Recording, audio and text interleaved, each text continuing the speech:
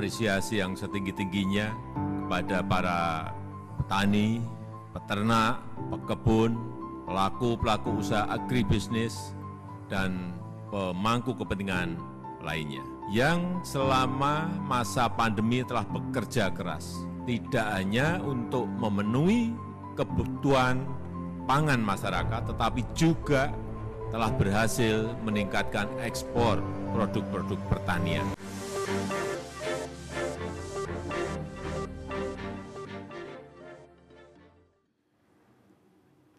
Selamat malam, Anda menyaksikan Forum Christian, saya Christian Grich. Dari 64,5 juta, ini data dari BPS, 64,5 juta kaum muda, hanya sebagian besar, 55% memilih profesi di sektor jasa, 24% di sektor manufaktur, dan hanya 21% ternyata yang memilih untuk berprofesi di sektor pertanian. Padahal, seperti yang ada di hadapan saya, kita bisa menikmati ini karena banyak sekali petani. Masalahnya kan ini ada faktor usia. Apakah kaum muda, milenial, kenapa lebih banyak memilih profesi lain? Memangnya nggak prospektif? Kita tanya nanti bagaimana dukungan pemerintah, dukungan semua pihak atau stakeholder kepada mereka, kaum muda terutama, ini imbal hasilnya semenjanjikan profesi lain atau tidak. Saya coba untuk berbincang, sudah hadir di studio Forum Christian, ada beberapa narasumber yang semoga bisa memberikan perspektif yang baru pada kita semua mengenai petani milenial. Kami membahas itu, Indonesia Kuat bersama petani milenial. Saya ajak untuk bergabung bersama saya, ada dua petani milenial sebenarnya, satu hadir di studio, satu bergabung secara virtual karena jauh di Jawa Barat, di Bandung. Saya coba untuk ajak bergabung bersama saya ada Mas Aziz Abdul Rahman. Mas Aziz, silakan bergabung. Ini sebenarnya sih punya Mas Aziz, saya minjam aja untuk bisa kelihatan. Terima kasih sudah bergabung Mas Aziz. Siap, sama-sama. Selamat malam, terima kasih. Ini dibawa oleh Mas Aziz dari Cianjur. Dari Cianjur. Jadi betul. Mas Aziz ini adalah petani milenial di Cianjur. Betul sekali. Oke. Sama-sama dari Jawa Barat, saya coba sapa melalui virtual bergabung Kang Dadan Kartiwa. Kang Dadan, selamat malam. Selamat malam. Perkenalkan saya Dadan. Assalamualaikum warahmatullahi wabarakatuh. Waalaikumsalam. Senang sekali kita terhubung di forum ini, Kang Dadan. Saya izin nanya ke Mas Aziz dulu. Mas Aziz, ini kalau saya lihat ini kalau saya ya di perkotaan Betul. bisa belanja seperti ini kalau ke supermarket. Ternyata ada anak muda yang juga bisa menghasilkan komoditas ini dan itu jadi profesi ya. Betul sekali. Kenapa pilih ini? Satu di situ. Kenapa nggak kerja kantoran? Baik. Di situ menjadi tantangan dan jadi peluang. Saya basically atau background pertanian, sekolah vokasi pertanian, menjadi tertantang untuk tadi memilih hal ini menjadi satu profesi dan itu sangat menjanjikan seperti itu. Oke, sangat menjanjikan berarti gini. Profesi itu kalau kita kan butuh penghasilan. Betul. Berarti itu cukup Sangat menghasilkan. jauh lebih menghasilkan. Iya, betul. Oh, Kang Dadan, kalau Kang Dadan sendiri dulu pernah punya profesi lain nggak sebelum jadi petani masuknya kategori milenial sekarang? Dulu sempat saya kerja gitu ya. Cuman alhamdulillah mungkin betul juga kata Kang siapa ya tadi ya? Kang Aziz. Ini Aziz. emang untuk posisi pertanian bisa lebih menjanjikan. Nah, ini Alhamdulillah harus saya pertajam lagi menjanjikannya tuh gimana, Kang?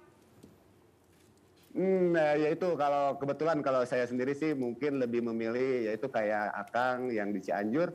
Jadi lebih item-itemnya tuh udah harganya tuh udah bisa pasti gitu. Terus item-item sayurnya udah lebih eksklusif kayak gitu sih sebetulnya, Mbak. Oke. Dulu ya Kang Dadan, kalau di pemahaman mungkin mereka yang belum paham soal sektor pertanian masa kini yang kekinian, dulu tuh kebayang kalau mau jadi petani berarti harus kotor-kotoran. Satu, bagi saya mungkin paling concern adalah soal panas-panasan nih Kang. Masih kayak gitu nggak? Sebetulnya ya itu sekarang yang kalau konvensional sih masih kayak seperti itu. Cuman sekarang karena kemajuan teknologi juga, jadi petani itu udah bisa pengaturan untuk penanaman untuk nutrisi juga udah bisa via handphone kayak gitu seperti itu sih. Oh pakai aplikasi dan digitalisasi gitu ya Kang ya. Kalau Kang Aziz juga gitu ya. Betul itu. Jadi penerapan teknologi Jadi di saya hidroponik. panggil Kang karena dua-duanya dari Jawa Baik, Barat, dari Cianjur. Betul. Cianjur. Dari kalau Kang Aziz sendiri berarti sudah seperti itu juga. Betul. Semua serba digital, mungkin beberapa sudah menggunakan teknologi terbaru. Baik, untuk di sekarang kan mulai ke tahun ketiga ya. Jadi kita masih mencoba, dalam arti kita sudah menggunakan teknologi hidroponik namun belum sesettle yang mungkin teman-teman yang sudah duluan berjalan seperti itu. Jadi kita pun pendatang baru melihat peluang itu dan sedikit demi sedikit menerapkan teknologi yang memang harusnya diterapkan seperti itu. Sekarang satu pertanyaannya, dukungan pemerintah cukup nggak tuh sebagai petani milenial pasti berarti baru saja terjun atau mungkin ya nggak sih masih terus berproses belajar banyak soal pertanian termasuk soal pemasarannya karena kalau ada produk ada komoditas tapi pemasarannya juga sulit ya tadi yang apa namanya pilihan katanya menghasilkan tadi belum tentu gitu ya belum tahu jualnya di mana. Jangan dijawab dulu karena ada yang berhak untuk menjawabnya. Luar biasa, sudah saling sapa kita. Saya coba untuk ke bagian lain di studio Forum Christian ada ini senior saya katanya Pak Menteri paling galak di Komisi 4. Izin ya Pak Menteri saya ke sini. Kang Ajis di sini silakan bergabung. Pak Menteri, terima kasih. Ya. Syahrul Yassin Limpo bersama Ansi Lema. Ansi Lema adalah dulu jurnalis, sekarang menjadi wakil rakyat yang kritis konstruktif ya Pak di Komisi 4. Betul. Jadi sebagai mitra Pak Menteri. Pertanian, ya. Menteri Kementerian Pertanian. Pak, ada Bung Ansi, ada program dari pemerintah mau menciptakan petani milenial 2,4 juta dalam 5 tahun, betul ya?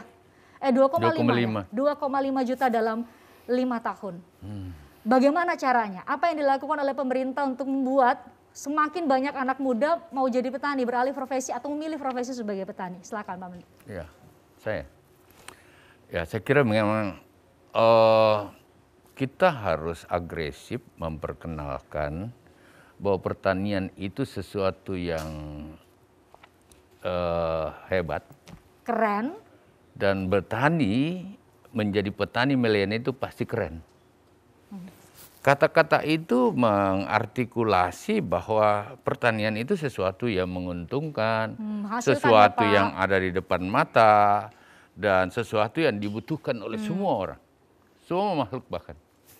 Oleh karena itu bertani berarti melakukan suatu profesi yang pasti menghasilkan. Nah tadi Kang Aziz sama Kang Dadan dan cerita semua, gitu Pak. Ya, cuma memang selama ini seakan-akan profesi lain jauh lebih menguntungkan, menjadi presenter jauh lebih menguntungkan dari bertani. Padahal nanti tanya Aziz, lebih banyak gajinya mana, kamu atau gajinya Aziz? Gitu. Maaf ini, kita harus pakai dengan bahasa-bahasa yang verbal kan, kita nggak pakai teori-teori. Kenapa? Pertanian itu di depan mata. Dan itu dibutuhkan semua orang. Kamu bisa punya apa segala macam, kamu bisa jadi politisi segala macam, tapi kalau kau nggak bisa makan, kamu bisa apa? Betul Pak. Menghadapi COVID tidak hanya kau harus divaksin, tapi makananmu sehat enggak? Pakai sayur enggak? Pakai ayam, telur ayam, dan pokok ya Pak. Itulah maknanya bahwa bertani itu hebat karena dibutuhkan oleh kita sendiri, dibutuhkan dan mendapatkan uang. Bisa jadi tadi udah dijawab. Gitu ya. Orang rata-rata petani muda itu nggak mau terjun karena dianggap ini pekerja orang miskin. Karena masih mereka belum merasakan gitu ya, bahwa itu sebenarnya sangat besar dia punya nilai. Orang makin hari makin membutuhkan makanan sehat, membutuhkan sayur, keseimbangan dan lain-lain. Ya. Dan bertani sekarang itu kaki kita tidak menyentuh tanah, tangan kita tidak menanam sampai ke bawah. Kita tinggal mau jadikan pilihan-pilihan yang mana. Dengan fasilitas sains, riset dan teknologi, sekarang varietas itu bisa dimainkan. Dan ingat, please, ada 3 hal yang bisa diikuti oleh petani milenial. Di budidaya, nanam-nanam, seperti Aziz. Yang kedua, di paskanya pengumpulan hasil dan melakukan packaging, itu sudah marginnya juga besar sekali. Kemudian marketplace-kan. Bahkan dengan menggunakan digital sekalian, dia menjadi bagian-bagian dari e-commerce yang sekarang ini main. Bersama komoditas-komoditas lain. Dan itu dibutuhkan dalam pendekatan-pendekatan ekspor yang ada. Dunia membutuhkan tumbuhan atau komoditi pertanian dari negara tropis. Kalau begitu, ada pertanian yang 20 hari sudah panen kan, Ziz ya. Ada pertanian yang 1 bulan kau udah petik hasilnya. Ada pertanian yang 3 bulan, cabai bla bla bla. Off season gitu ya. Ya, Ada pertanian yang 5 bulan. Pisang itu kau tebang 7 bulan. 1 tahun ada. Tinggal pilihan yang mana. Dan di depan mata kita sudah tersedia ruang-ruang bagi petani milenial untuk mengambil bagian itu. Oke, Bung Angsi, kalau mungkin bagi teman-teman milenial di wilayah yang masih ada lahan kan itu masih sangat mungkin dilakukan. Tapi sekarang ada smart farming dan lain-lain. Sebelum masuk ke situ saya mungkin minta pendapat Bung Angsi dulu soal, wah ini mencetak 500.000 itu adalah target yang masuk akal dengan apa yang sudah dilakukan oleh, karena setiap hari berhadapan dengan Kementerian Pertanian ini sebagai mitra kerja, sudah linear untuk bisa mencapai target itu, Bung Ansy? Yang pertama saya ingin memberikan apresiasi terhadap TVRI. Karena jeli dan visioner menentukan tema dialog kita malam hari ini. Bicara petani milenial, itu bicaranya masa depan Republik ini. Bung Karno itu katakan bahwa hidup dan mati sebuah bangsa itu tergantung dari bagaimana kita punya pangan tidak. Kita punya pertanian atau tidak. Maka orientasi kita mestinya tidak sekedar pada ketahanan pangan, tetapi pada kemandirian pangan dan kedaulatan pangan dan pertanian. Nah, apa yang dilakukan oleh Pak Menteri saya kira ini adalah sebuah visi besar yang harus kita apresiasi, yang harus kita dukung. Karena kalau kita buka data Fristian hari ini, jumlah petani kita hari ini tuh ada di angka sekitar 38 juta. Ya. 10 tahun lalu ada di angka 42 juta. Terjadi penurunan yang cukup besar sekitar 5-6 juta ya hanya dalam waktu 10 tahun. Dan dari 38 juta angka BPS hari ini, petani milenial kita usia 19 sampai 29 tahun itu hanya ada di angka 2,7 juta. Sedikit sekali. Jadi, ya. Dari segi proporsionalitas, dari segi kuantitas, jumlah petani usia milenial atau generasi Y yang sering disebutkan, itu masih sangat kurang. Maka kemudian ketika Kementerian Pertanian di bawah Menteri Pak Syahrul Yassin Limpo menggagas bahwa ingin mencetak petani milenial dengan angka yang demikian, menurut saya memang ini adalah suatu kebutuhan. Karena usia produktif ini adalah usia yang menentukan masa depan Republik ini. Saya ingin katakan masa depan Republik ini bukan di sektor-sektor lain, di pertanian. Saya kasih contoh, ketika pandemi, sektor yang paling bertahan itu adalah sektor pertanian. Yang paling cepat mengalami pemulihan atau recovery pun, itu adalah sektor pertanian. Yang berkontribusi cukup besar terhadap PDRB kita, itu adalah juga sektor pertanian. Nah, pertanyaannya sekarang adalah, bagaimana kemudian Kementerian Pertanian bisa menerjemahkan sebuah visi yang besar ini menjadi sesuatu yang aplikatif, applicable. Ya, kalau hari ini kan kita kerap kali menganggap pertanian itu tidak prospektif, tidak menjanjikan masa depan. Bertani itu seolah-olah secara ekonomis tidak menguntungkan. Ya. Bukan pekerjaan impian. Bukan merupakan pekerjaan yang diminati oleh para generasi milenial kita. Tetapi dengan contoh Mas Asis dan Mas Dadan, hari ini sebenarnya mereka ini kan sebenarnya champion.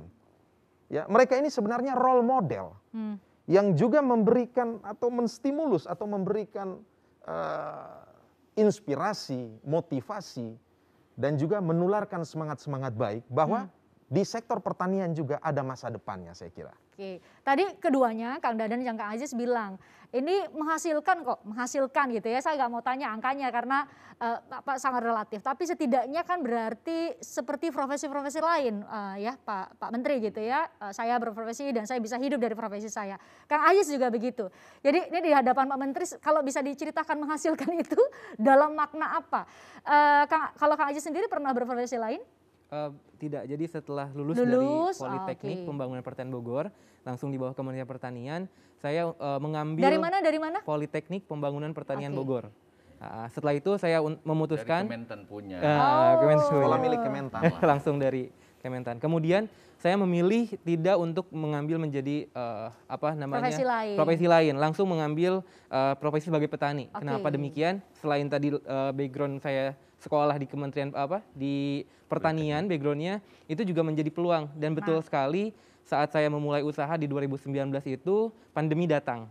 Dan di sana pun ya kita yang namanya baru memulai ya, itu mungkin kalau kita tidak kuat kita sudah menyerah, kita mengambil celah lain. Tetapi ternyata dengan adanya pandemi ini justru ada peluang lain.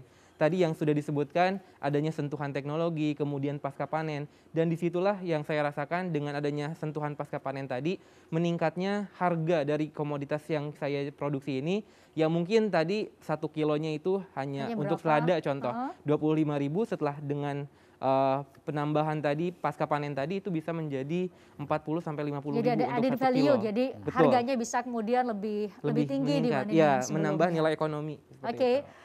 Karena terlalu asik dan mau dengar Pak Menteri menjelaskan mengenai petani milenial, seberapa prospektif dan apa yang dilakukan oleh pemerintah, ada Bung Ansy juga Kang Aziz dan Kang Dadan. Saya lupa memperkenalkan, ada teman-teman dari IPB dan juga Universitas Negeri Jakarta, ya. Universitas Negeri Jakarta, terima kasih sudah hadir di studio Forum Christian.